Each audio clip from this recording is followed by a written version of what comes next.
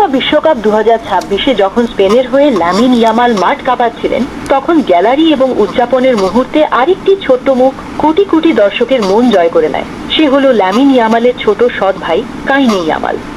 মাত্র 3 বছর বয়সেই কাইনে সোশ্যাল মিডিয়ায় ভাইরাল হয়ে যায়। স্পেনের প্রতিটি গুরুত্বপূর্ণ ম্যাচে তাকে পরিবারের সঙ্গে দেখা গেছে। কখনো গ্যালারিতে হাত নাড়ছে, কখনো স্পেনের গোল হলে আনন্দে লাফিয়ে উঠছে, আবার কখনো বড় ভাইকে জড়িয়ে ধরে উদযাপন করছে। বিশ্বকাপ ফাইনাল জয়ের পর লামিন ইয়ামাল যখন ট্রফি হাতে উদযাপন করছিলেন, তখন কাইনে দৌড়ে গিয়ে তাকে জড়িয়ে ধরা দৃশ্য বিশ্ব জুড়ে ছড়িয়ে পড়ে। এই আবেগঘন মুহূর্তটি ফুটবল প্রেমীদের হৃদয় ছুঁয়ে যায়। অনেকেই প্রশ্ন করছেন, কাইনে কি ভবিষ্যতে ফুটবলার হবে? এর উত্তর এখনই কেউ জানে না, কারণ সে এখনো খুবই ছোট।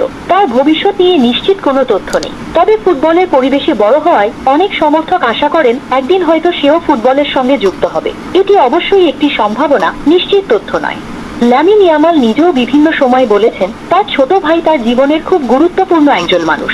ব্যস্ত ফুটবল জীবনের মাঝেও কাইনের সঙ্গে সময় কাটাতে তিনি ভালোবাসেন। তাদের সম্পর্ক দেখে অনেক সমর্থক আবেগ আপ্লুত হন। বিশ্বকাপ 2026-এ কাইনে কোনো খেলোয়াড় ছিলেন না, কিন্তু তার হাসি, উচ্ছ্বাস এবং নিষ্পাপ আনন্দ তাকে স্পেনের সমর্থকের কাছে এক বিশেষ পরিচিত মুখে পরিণত করেছে।